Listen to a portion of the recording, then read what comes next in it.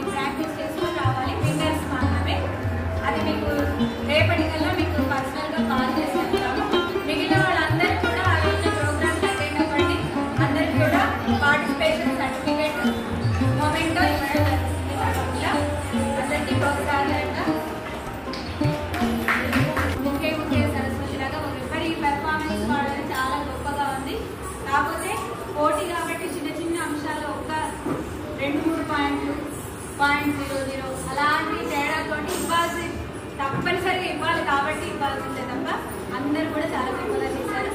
ఈ సందర్భంగా మనం చివరిలో అందరూ ఒక ఫోటో ఎక్కడాను పెట్టారు.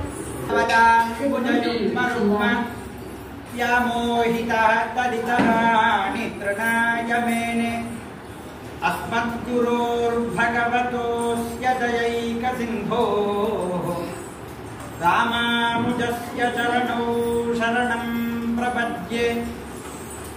శ్రీమదే రామానుజాయ నమః. శ్రీమద్వరపరమణజయ నమః. రామానుజుల వారు అన్ని కుల వర్గ భేదములు లేకుండా భగవంతుడు ముందర అందరూ సమానమే. రామానుజుల వారి కంటే ముందు శంకరుడు, ఆదిశంకరుడు, తర్వాత రామానుజుల వారు, తర్వాత మధ్వాచార్యుడు, త్రిమదాచార్యులు ముగ్గురు కూడా భగవంతుడు 10 అవతారాలు ఎత్తి 10 అవతారాల్లో కాకుండా భాగవతంలో చెబుతారు సముద్రంలో ఎన్ని నీటి బిందువులు ఉన్నాయి, అన్ని అవతారాలు ఎత్తేట పరమాత్మ మన కోసం. సముద్రంలో ఎన్ని నీటి బిందువులు ఉన్నాయి ఎవరు చెప్పగలరు? ఎవరైనా చెప్పగలరా అండి? ఎంత పెద్ద సైంటిస్ట్ అయినా చెప్పగలరా సముద్రంలో ఎన్ని నీటి బిందువులు ఉన్నాయి? అలాగే ఇప్పుడు చిన్నారులు నృత్యం వేశారు. ఈ నృత్యంలో ఎవరు బాగా వేశారు అని ఎవరు చెప్పగలరు? నృత్యం తెలిసిన వాళ్ళు చెప్పగలరు. నృత్యం ఎవరికైనా ఎంత తెలుస్తుంది అంటే వాళ్ళు నేర్చుకున్నంత వరకే తెలుస్తుంది. నేర్పిన వాళ్ళకి ఎంత తెలుస్తుంది? నేర్పినంత వరకే తెలుస్తుంది. అంతకంటే ఎక్కువ వాళ్ళకు కూడా తెలియదు. అలాగే జడ్జిమెంట్ అనేది ఎట్లా ఇస్తారు? జడ్జిమెంట్ అనేది ఎట్లా ఇస్తారు అంటే మీరు అందరూ అనుకోవచ్చు మా పిల్లలు బాగా వేశారు కనుక వీళ్ళు మా పిల్లలకి బహుమతి ఇస్తారేమో అని. బాగా వేయటం తెలియాలి అంటే సాక్షాత్తు పరమశివుడికే తెలియాలి. సంగీత శాస్త్రం గురించి ఎవరికి తెలియాలి అంటే పరమశివుడికే తెలియాలి. అదేమిటంటే నాకు శివుడి గురించి బాగా తెలుసుకుంటే అది నాది వెరితనం అవుతుంది. కనుక వీళ్ళు బాగా వేశారు వీళ్ళు బాగా వేయలేదు అని మేము ఎవరికి చెప్పడానికి ఉద్దేశం కాదు. మీ పిల్లలకి మీరు ఉత్సాహంగా ఇంకా మన యొక్క కళా వైభవాన్ని భగవద్ అర్చారూపకంగా మార్చుకోవడానికి ప్రోత్సాహకంగా ధార్మికంగా ఒక క్రతువు ఉండాలి. కనుక ఆ క్రతువుని రామానుజదాస ప్రాజెక్టు వారు ఆదిశంకరుడు పుట్టిన నాడే భగవద్ రామానుజుడు కూడా పుట్టారు. భగవద్ రామానుజుడు తర్వాత పుట్టారు. ముందుగా ఎవరు పుట్టారు? ఆదిశంకరుడు పుట్టారు. ఆ ఇద్దరి జయంతిని ఉద్దేశించి జరుగుతున్న క్రతువు చెయ్యడమే ప్రాజెక్టు యొక్క లక్ష్యం. ప్రత్యేకించి దండలు వేసి దండలు పెట్టాల్సిన అవసరం లేదండి. 10 మంది ఆ యొక్క ఆచార్యుల గురించి 10 సార్లు మాట్లాడుకునేటట్టుగా చేయడు. ఇప్పుడు మీ పెళ్లి రోజు వచ్చింది అనుకోండి, పెళ్లి రోజు వస్తుంది కూడా అట్లాగే ఆచార్యుల స్టేటస్ ఇంకా లోకానికి చాటాలి. పెద్దలందరూ అలా అనుకోకపోతే ఈరోజు మనం మాట్లాడుకునే వరకు వచ్చేది కాదు కదా. అలా 10 తరాలు ఇంకా మాట్లాడేటట్టుగా చేయడమే ప్రాజెక్టు లక్ష్యం. కనుక ఆ మాటలే ఆచార్యులకు ఇచ్చే మంగళం. కనుక అట్టి మంగళ నీరాజనం పిల్లలందరూ కలిసి చాలా బాగా చేశారు. ఎలా ఇచ్చారు పర్ఫార్మెన్స్ అనేది పక్కన పెట్టారు, ఎక్కడ ఇచ్చారు, ఏ ప్రోగ్రాంలో ఇచ్చారు అనేది ఇంపార్టెంట్. అందరూ చప్పట్లు కొట్టాల్సిన అవసరం లేదు. చప్పట్లు 3 రకాలు ఉంటాయి. ఒకటి రమ్మని కొట్టే చప్పట్లు, ఒకటి బాగా వేశారని కొట్టే చప్పట్లు, అమ్మయ్య తొందరగా వదిలిపెట్టండి తీరా వదులుతుందని కొట్టే చప్పట్లు. తొందరగా వదిలిపెట్టాలి, వీడిని ఎట్లా వదిలించుకోవాలి అని కొట్టే చప్పట్లు. కనుక చప్పట్లని దృష్టిలో పెట్టుకోండి. మనం ఏ ప్లేస్లో వేసాం, ఏ సందర్భంగా వేసాం, డ్యాన్స్ అనేది గుర్తుండడం కోసమే డ్యాన్స్ వేయాలి. అది పిల్లలు గుర్తుపెట్టుకోవాలి, తల్లిదండ్రులు గుర్తుపెట్టుకోవాలి. అక్కడ ఇద్దరే చూసారా, 100 మంది చూసారా, చూడవలసిన భగవంతుడు చూస్తూనే ఉన్నాడు. వాడు చూడకపోతే మనం ఈరోజు ఇంత దూరం వచ్చేవాడమే కాదు. అర్థమైందా? భగవంతుడు ఇందాక మా స్వామికి చెప్పా, వెనక రఘునందన స్వామి ఉన్నారు, వారు మంచి సంస్కృత పండితులు. ఇందాక నిన్న ప్రార్థన చేశాం, అయ్యా రోజు వదతు సంస్కృతం, సులభ సంస్కృతం, వాళ్ళు మాట్లాడేటట్టున్న పిల్లలకి సంస్కృతం చెప్తారా అని ఇందాక వారిని ప్రార్థన చేశాం స్వామిని. అట్లాగే సమయం చూసుకొని చెప్తామని వారు వాగ్దానం చేసినట్టుగా చేశారు, కానీ పూర్తిగా వాగ్దానం చేయలేదు, చేసినట్టుగా చేశారు ఆయన. అందుకని పిల్లలందరికీ సంస్కృతం వస్తే వాళ్ళు ఇంకా బాగా అభినివేశం బాగా చేస్తారు. అర్థమైందా? కనుక ఆ అభినివేశం ఇంకా బాగా చేయాలి అని ఈ ప్రాజెక్టు వారు ప్రథమ లక్ష్యం నెరవేర్చుకున్నారు. ఈరోజు 2వ లక్ష్యం రేపు 25వ తేదీ వల్ల రామానుజుల వారి జీవిత చరిత్ర. పిల్లలు ఇప్పుడు సెల్ ఫోన్ వాడని వాళ్ళు లేరు, తల్లిదండ్రులు ఉన్నని వాళ్ళు ఉన్నారు, సెల్ ఫోన్ వాడని తల్లిదండ్రులు ఉన్నారు, కానీ సెల్ ఫోన్ లేని పిల్లలు లేరు ఇప్పుడు ప్రస్తుత కాలానికి. కనుక సెల్ ఫోన్ ప్రసార మాధ్యమాల ద్వారా దాన్ని సద్వినియోగపరుచుకొని రామానుజుల వారి జీవిత చరిత్రలో ఏదో ఒక చరిత్ర వృత్తాంతాన్ని చిత్రలేఖనం బొమ్మల ద్వారా ఆర్ట్ ద్వారా 25వ తేదీలోపు రామానుజదాస ప్రాజెక్టు వారికి ఆ యొక్క చిత్రాలు జిరాక్స్ తీసి పంపించవద్దు. మీరు చేతులతో ఎంత నీచంగా వేసినా పర్వాలేదు, ఎంత బాగా వేసినా పర్వాలేదు, కానీ మీ చేతులతో మీరే వేయాలి, కాపీ కొట్టవద్దు. అర్థమైంది? కనుక చక్కగా చిత్రలేఖన పోటీలు కూడా ఉన్నాయి రేపు 25వ తేదీలోపు. అలాగే ఇక్కడ ఇద్దరు కూర్చున్నారు కదా, వాళ్ళిద్దరు మంచి సంగీతానికి సేవ చేస్తున్న ఉపాధ్యాయులు, వాళ్ళంతా ఉపాధ్యాయునిలు. చక్కగా సంగీత వైభవాన్ని భగవంతుడు మనం పూజలు చేస్తే దేవుడు మనల్ని చూస్తాడో లేదో అనే సంశయం ఉన్నవాళ్ళు కొన్ని కోట్ల మంది ఉన్నారు. తపస్సు చేస్తే దేవుడు మనల్ని చూస్తాడో చూడడో అని. కానీ పతంజలి యోగశాస్త్రంలో చెబుతారు, తపస్సు చేస్తే పూజలు చేస్తే దేవుడు కరుణిస్తాడో లేదో అని కొన్ని లక్షల సంవత్సరాలు తపస్సు చేసిన వాళ్ళు రాసి పెట్టుకున్నారు. మేము కొన్ని కోట్ల తపస్సు చేశాం, ఇంకా దేవుడు మమ్మల్ని కూడా లేదు అని రాసి పెట్టుకున్నారు వాళ్ళు. కానీ పతంజలి యోగశాస్త్రంలో చెప్పారు, సంగీతం ద్వారా నృత్యం ద్వారా ఈ రెండు కళల ద్వారా భగవంతుడు అప్పుడే వచ్చి చూస్తాడట, వీళ్ళు ఎంత బాగా వేశారు ఎంత బాగా వేయలేదు అని. దేవుడికి ఆ రెండంటే చాలా ఇష్టం, సంగీతం ఒకటి నృత్యం ఒకటి. సంగీతానికి ఎక్కువ ప్రాధాన్యత మొదటి పెట్టి సంగీతానికి ఇచ్చారు. ఎందుకంటే శబ్ద రస గంధం లయ శబ్ద రసం గంధం అవన్నీ సంగీతంలో ఉంటాయి. ఇక్కడ భావం వస్తుంది, భావం వచ్చాక అభినివేశం వస్తుంది. కనుక మొదటి మెట్టు సంగీతానికి ఇచ్చారు, రెండో మెట్టు నృత్యానికి ఇచ్చారు. ఈ రెండింటిని బాగా పొందినట్లయితే భగవంతుడి కృప తొందరగా పొందుతారు. కనుక రామానుజదాస ప్రాజెక్టు వారు రామానుజుల వారికి సంబంధించి ఏదైనా ఒక కృతి పరోక్ష ప్రియ ఇవహి దేవహ అని వేదం చెబుతుంది. పెద్దలకి ఏమి ఇష్టం అంటే భగవంతుడిని కీర్తించడం పెద్దలకి ఇష్టం. పెద్దలకి ఏమి ఇష్టం? అందరూ సహజంగా రాముడి దగ్గరికి వెళ్ళి శ్రీరామ రామ రామేతి చదువుతారు, కానీ రాముడికి అది ఇష్టం ఉండదు. అక్కడికి వెళ్ళి హనుమంతుడి గురించి కీర్తించాలి. రాముడి దగ్గరికి వెళ్ళి మీ భర్తకి ఇష్టమైన పదార్థం మీరు వండి పెడితే మీ భర్తకు ఆనందం, మీకు ఇష్టమైన పదార్థం నువ్వు తింటవా చస్తవా అని మేము ఊరి ముందర పెడితే కదా. మీ పిల్లలకి ఏది ఇష్టమో మీరు అది చేసి పెట్టారనుకోండి, మీ పిల్లలకి చాలా ఇష్టం. కానీ మీకు ఇష్టమైతే మీ పిల్లలు కూడా తినాలి అని శాసిస్తే తినలేదు కదా. అట్లాగే భగవంతుడికి ఇప్పుడు ఆంజనేయ స్వామి దగ్గరికి వెళ్ళి జయ హనుమానికి ఆనంద సాగరదాన్ని చదువుతారు. అక్కడికి వెళ్ళి శ్రీరామ రామేతి చదివితే ఆంజనేయ స్వామికి ఇష్టం. శివుడి దగ్గరికి వెళ్ళి రాముడిని స్థితిస్తే ఇష్టం, రాముడి దగ్గరికి వెళ్ళి శివుడి గురించి స్థితిస్తే ఇష్టం కదా. అట్లా ఎవరికి ఇష్టమైన పని వాళ్ళకి చేస్తే ఇష్టం, కానీ మనకి ఇష్టమైన పని పిల్లల మీద రుద్దితే, పెద్ద ఇష్టం లేని వాళ్ళ మీద రుద్దితే ఉపయోగం లేదు కదా. పరోక్ష ప్రియ ఇవహి దేవాహ. భగవంతుడు ఎప్పుడు ఆనందపడతాడు అంటే తన భక్తులని లోకానికి చాటినప్పుడు. తన భక్తులైన వారు కదా శంకరుడు రామానుజుడు, అందుకని వాళ్ళ బర్త్డేని సెలబ్రేషన్ చేస్తే భగవంతుడు ఆనందపడతాడు.